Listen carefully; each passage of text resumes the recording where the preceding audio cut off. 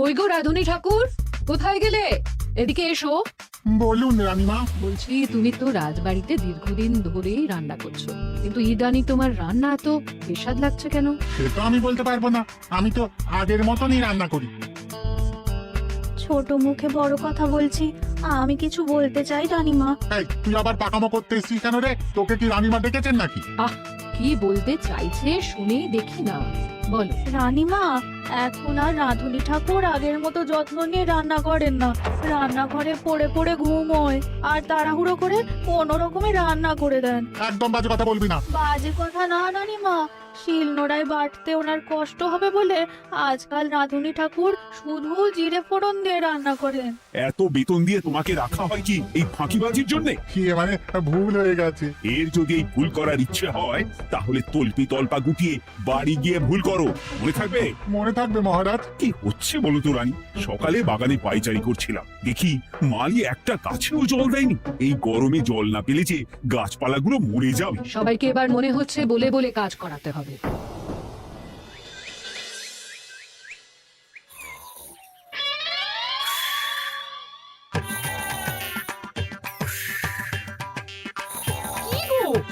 কদিন ধরে তো তুমি শুধু খাচ্ছ আর ঘুমোচ্ছ, বাজার দোকান কিছুই নেই গো, রাজসভাতেও যাও না। কি যে করি। কি গো দিদা, দাদু আজও ঘুমোচ্ছে? কি বলবো বলতো? আমরা কিছু একটা ব্যবস্থা করছি, দাঁড়াও।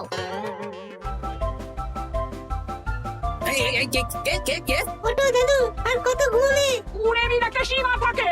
ওঠো বলছি, ওঠো, ওঠো না। আহ, আমি বুঝতে পারছি বাড়ির কাজ, বাজার দোকান এসব না করার জন্য তুমি পড়ে পড়ে ঘুমোচ্ছ। দাদু কাজে ফাঁকি দিচ্ছে দিদা। দে পুটি, আরে সরসরি দে, দে।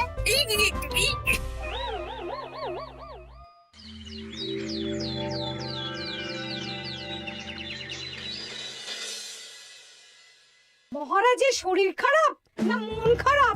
মহারাজ এরকম চুপ করে ঘুম মেরে থাকলে তো রাজপাট সব উঠে যাবে। কিছুই বুঝতে পারছি না। মহারাজ আছেন চুপটি করে, নেই যে মুখে শব্দ। ফাঁকি দিলে এবার তাকে করব আমি জব্দ। অনেক শুয়েছি, আর নয়। মহারাজ, কে ফাঁকি দিচ্ছে? আমি তো ফাঁকি দিই না। পণ্ডিত, তুমি দিচ্ছ নাকি ফাঁকি? না না, বৈদ্য। আমি ফাঁকি দিলে সবাই ওই রোগে ভুগে মরে যাবে। আমি তো রোজ সময়ই রাজসভায় আসি, তাহলে আমি বলছি আসল কারণ। রাজবাড়ির রাধুনী ফাঁকি দিচ্ছে, আর 3 দিন ধরে রাজসভায় গোপাল বেপাত্তা। হ্যাঁ, এই গোপাল বেটাই আসল ফাঁকিবাজ। ওকে বরখাস্ত করে দিন। গোপালকে যদি বরখাস্ত করা হয়, তাহলে বিপদে আপদে মহারাজের পাশে দাঁড়াবে কে? অসময় মহারাজ বুদ্ধি পাবেন কার কাছে? এই সুযোগ, এই সময় গোপালকে মহারাজের চক্ষুশূল করতে হবে, তাহলে আমি একেবারে জেঁকে বসতে পারবো। মহারাজ, গোপাল ঠিক কতটা ফাঁকিবাজ হয়ে উঠেছে তার কোনো ইয়ত্তা নেই। হ্যাঁ, বলুন তো। বেটা গোপাল কোনোদিন সঠিক সময়ে রাজসভায় আসে না, কোনো দিন তো আসেই না, যেমন আজকেও আসেনি। আর না এলে মহারাজকেও কারণটা জানায় না।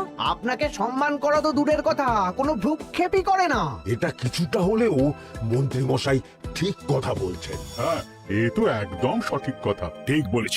প্রহরী, প্রহরী, বলুন মহারাজ। তুমি আরেকজনকে সাথে নিয়ে এক্ষুনি গোপালকে তুলে নিয়ে এসো। আচ্ছা মহারাজ। বলি, তুমি আজকেও রাজসভায় কামাই করবে?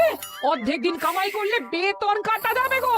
গিনিমা, গোপালকে মহারাজ ডাকলেন। ওই দেখো, রাজবাড়ি থেকে প্রহরীও ডাকতে এসেছে। ওহ, মহারাজের আদেশ না শুনলে তোমাকে তুলে নিয়ে যেতে বাধ্য হব। আরে দাঁড়িয়ে দেখছিস কি? তুলে নিয়ে চল। ঠিক বলেছিস, তুই হাত ধর আর আমি পা ধরি। আমরা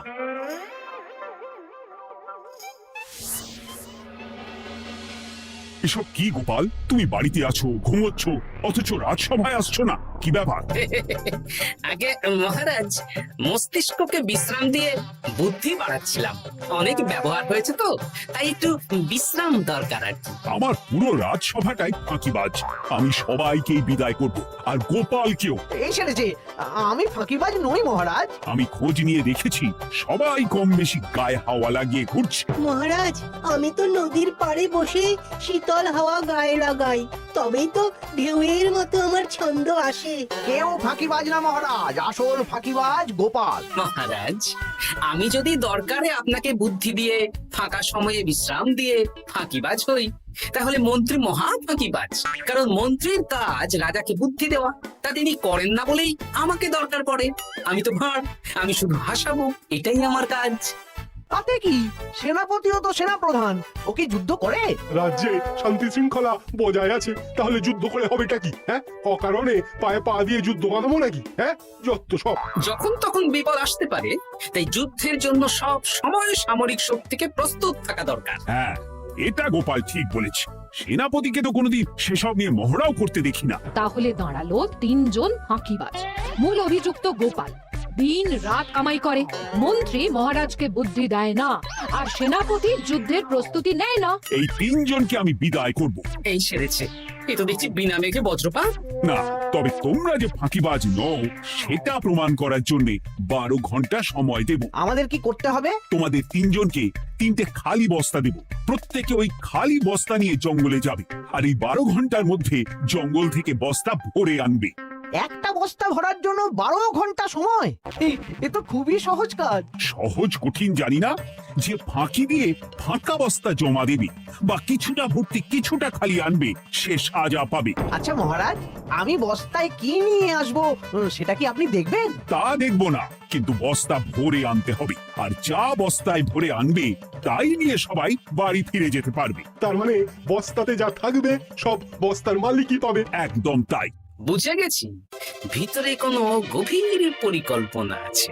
প্রহরী, প্রহরী, তুমি এই 3 জনকে 3টে বস্তা দিয়ে দাও। যথা আজ্ঞা মহারাজ। আর বাকি সভাসদেরা আজকে রাজসভাতেই থাকুক। ওরা 3 জন আসবে, ওদের বিচার হবে, তারপর ফিরবে। আমাদের খাওয়া দাওয়া তাহলে রাজবাড়ির তরফ থেকেই দেওয়া হবে মহারাজ? হ্যাঁ, জঙ্গলে তো যাচ্ছি, কি নেব? গোপাল, আমি বলি কি, তুমি বরং আমার বস্তায় ঢুকে যাও, আমি তোমাকেই নিয়ে ফিরে যাই, লেটা চুকে যাবে। আপনি যদি একা আমাকে বস্তায় ভরে নিয়ে যেতে পারেন তো চলুন। একা? এই সেরেছে। দাঁড়ান, আমি আপনার কাঁধে চড়ে দেখি আপনি আমাকে বইতে পারবেন কি পারবেন না। না না, মুখ ফসকে বলে ফেলেছি, মাথা খারাপ নাকি? তাহলে নিজের মতন থাকুন।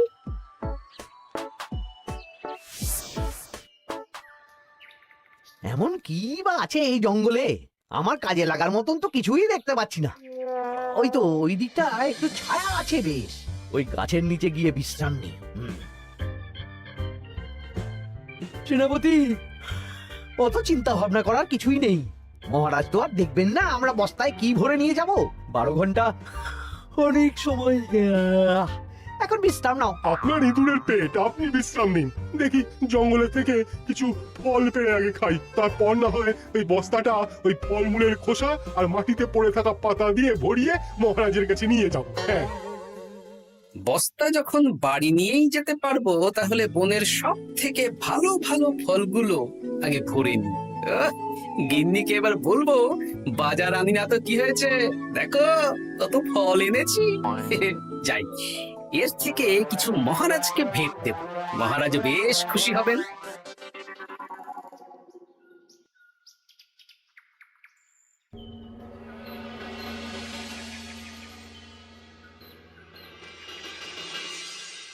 উফ, এই এত বড় জ্বালার মতো পেটখানা নিয়ে এই তেল্লাই গাছে উঠবো কি করে? দূর দূর, আশেপাশে ঢিল পাথরও দেখতে পাচ্ছি না।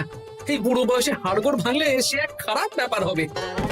আরে দূরে ওদিক থেকে আওয়াজ পাওয়া যাচ্ছে, তার মানে এই বনে কেউ এসেছে।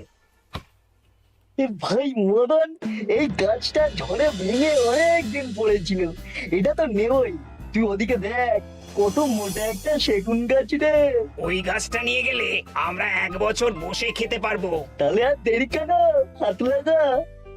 আরে আরে আরে, করো কি, এগুলো সব আমাদের মহারাজ কৃষ্ণচন্দ্রের পছন্দের গাছ।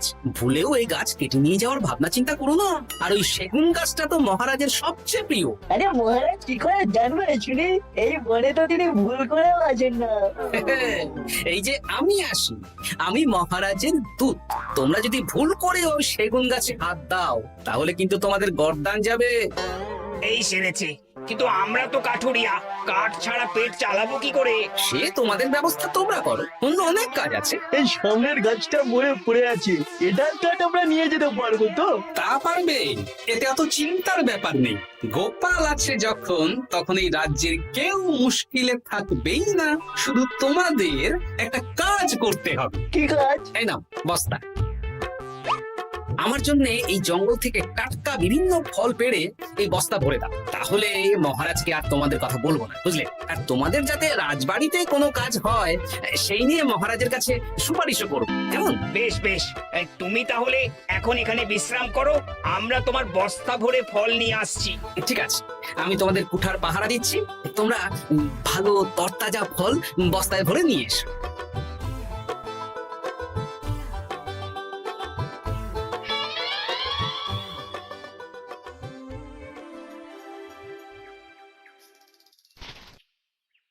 ব্যাস ব্যাস ব্যাস, আমার বস্তায় পাতা ভরা হয়ে গেল, এবার যেতে হবে। আমারও বস্তা ভরা হয়ে গেছে মন্ত্রী মশাই। হ্যাঁ, কটা ফল খেলাম আর কটা ভরে নিলাম, আর বাকি জঙ্গলের পাতা ভরে ফেলেছি। হ্যাঁ, আবার কি কি ভরেছি আর কি ভরিনি সেসব তো মহারাজ আর দেখতে যাবেন না। তাহলে আর দেরি কেন, চলুন হাঁটি হাঁটি পা পা করে এগিয়ে যাই। গোপালকে তো দেখতে পাচ্ছি না। ও বেটা যা কুড়ে, হয়তো এখানে এসেও ঘুমিয়ে পড়েছে। আবার কালকে সকালবেলা উঠবে।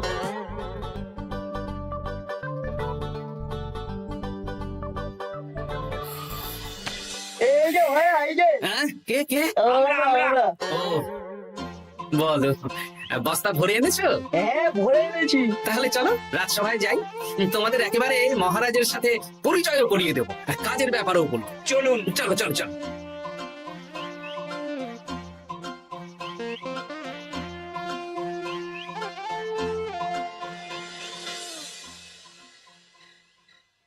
দেখা যাক মন্ত্রী সেনাপতি গোপাল কখন বস্তা ভরে আনে। এই তো চলে এসেছি, বিশ্রাম নিলাম, বস্তাও ভরে ফেললাম। এই দেখুন মহারাজ, আমিও বস্তা ভরে এনেছি। বাহ, তোমাদের বস্তা দেখে তো মনে হচ্ছে খুব হালকা। হ্যাঁ, আপনি যখন আমাদের বস্তা ভরে কি এনেছি সেটা দেখবেন না, তখন অত খাটাখাটনি করে কি লাভ মহারাজ? কিন্তু গোপালের এখনো অব্দি দেখা নেই, ও কি সোনা গয়না ভরে আনছে? গোপাল যা কুড়ে আর ঘুম কাতুরে, হয়তো জঙ্গলেও ঘুমিয়েই পড়েছে। মহারাজ, আপনি একটা কাজ করুন, আমাকে আর মন্ত্রী মশাইকে যুগ্মভাবে বিজয়ী ঘোষণা করে দিন, ব্যাস। এত তাড়া কিসের? বাবা বাবা বাবা, তোমরা তিনজনেই বস্তা ভরে এনেছো, আমি খুব খুশি। আমার কথা শুনে কাজ করেছো, তোমরা তিনজনেই বিজয়ী। এবার বাড়ি যাও যাও। গোপাল কি করে বিজয়ী হয় মহারাজ? এই বস্তা ভরে নিয়ে আসাতেও তো ওর ফাঁকিবাজি ধরা পড়ছে। কিসের ফাঁকিবাজি? এই যে দুটো লোক তোমার হয়ে বস্তা বয়ে আনলো, সে তো মহারাজ সহ আমরা সবাই দেখতেই পেলাম। তো ঠিক, গোপাল নিজে হাতে বস্তা ভরে আনেনি। মহারাজ বস্তা ভরে আনতে বলেছেন, আমি এনেছি, এখানেই কথা শেষ। আমি কাকে দিয়ে বস্তা ভরালাম, কে আমাকে সাহায্য করলো, সেসব তো কোনো শর্ত আরোপ করা ছিল না। কিন্তু পরীক্ষাটা তো কে ফাঁকিবাজ সেটা প্রমাণ করার পরীক্ষা। এখানে তো তুমি ফাঁকি দিলে গোপাল। এটাও ঠিক কথা, তাহলে গোপালের শাস্তি পাওয়া উচিত। মহারাজ, আপনার শর্ত ছিল সেই ফাঁকিবাজ বলে প্রমাণিত হবে যে বস্তা খালি আনবে। এইখানে আপনি একটা ছোট্ট ভুল করেছেন মহারাজ, বস্তায় কি আছে সেটা দেখবেন না আগেই বলে দিয়েছেন। তা তো বলেছি। আপনি নিশ্চয় জানেন, পাঠশালায় কিছু ছাত্রছাত্রী থাকে যারা পড়ার বইয়ে মুখ গুজে বসে থাকলেও পড়ায় তাদের মন থাকে না, মাথাতেও পড়া ঢোকে না, তাই সেই পড়া তাদের কোনো কাজে লাগে না। কি পণ্ডিত মশাই, এদেরকেই তো বলে ফাঁকিবাজ। বিলক্ষণ, এরাই ফাঁকিবাজ। ধন্যবাদ। তেমনি আমি যদি বলি সেনাপতি আর মন্ত্রী মশাই ওই ফাঁকিবাজদের মতনই ফাঁকি দিয়ে বস্তা ভরেছে, তাই ওদের বস্তা এত হালকা। সে তো আমি বুঝতেই পারছি। কিন্তু আমার বস্তায় যা জিনিস ভরে এনেছি তা একার পক্ষে সংগ্রহ করা মুশকিল ছিল, তাই আমি দুজনের সহযোগিতা নিয়েছি। মহারাজ, আপনি কি বস্তা খুলে দেখবেন নাকি? না না, আমি খুলে দেখলে আমার কথার খেলাপ হবে। এবার তো দেখছি আবার তিনজনের পরীক্ষা নিতে হবে। হ্যাঁ, নইলে প্রকৃত ফাঁকিবাজ কে সেটা প্রমাণ হবে না। কিন্তু ফাঁকিবাজ ধরার উপায় কি? মহারাজ, আমরা বরং আমাদের বস্তা নিয়ে বাড়ি না গিয়ে একদিন কারাগারেই থাকি, আর তাতেই প্রমাণ হবে এই বস্তায় সত্যি কি আছে যা আমাদের নিজেদের কাজে লাগবে। এটা ভালো বুদ্ধি। মহারাজ তখনই কারাগার থেকে আমাদের মুক্ত করবেন যখন আমরা আর থাকতে না পেরে ডাক দেব, আর যে আগে বেরোতে চাইবে সে সব থেকে বড় ফাঁকিবাজ, মানে যে আগু পিছু না ভেবে কাজ করে। বেশ, তাহলে তাই হোক। মহারাজ, কারাগারে শুধু জল ছাড়া আর কিচ্ছু দেওয়া হবে না, কারণ বস্তায় তো আর জল থাকতে পারে না। না না, তা কি করে হয়? শুধু জল? হ্যাঁ, আমি তো লোককে দিয়ে বস্তা ভরিয়েছি। আপনারা নিজে কি এমন কাজের জিনিস ভরেছেন সেটাই প্রমাণ হবে। বেশ, তাহলে তোমরা কারাগারে যাও। প্রহরী, ব্যবস্থা করো। আর এই দুজন কাঠুরিয়া বেশ কর্মঠ মহারাজ, যদি কোনো রাজবাড়ির কাজ থাকে এদের দিয়ে করাতে পারে। আমার বাগানের মালিটা খুব ফাঁকি দিচ্ছে, তাহলে ওদের সাথে কথা বলে নিচ্ছি। যাও যাও, তোমরা কারাগারে যাও।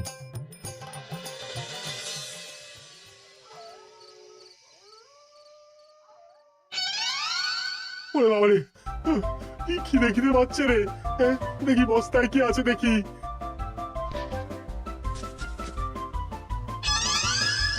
দু একটা পচা ফল, দেখি দেখি একটু ভালো আছে। এটা একটু ভালো আছে। হ্যাঁ, এটাই খাই। এটাই খাই।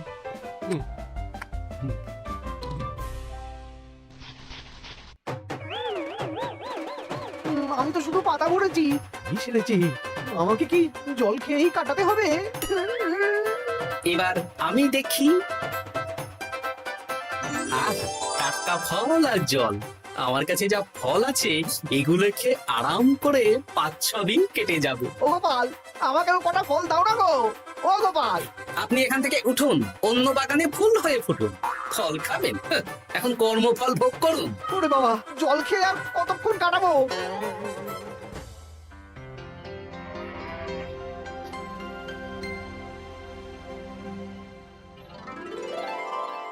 উফ, পেটটা চুই করছে, কি খিদে পেয়েছে না। আমি আমি বাড়ি যাব। আপনি বাড়ি যাবেন? তাহলে বেরিয়ে আসুন, বেরিয়ে আসুন। বেটা গোপাল কায়দা করে এমন শর্ত দিতে বললো, পুরো ফেঁসে গেলাম। আমারও তো খাওয়ার মতন তেমন কিছু নেই, আমিও এখানে থাকবো না। আমি এখানেই আছি, ফল খাবো, জল খাবো, আর প্রকৃতির ডাক এলে একটু বাইরে যাব।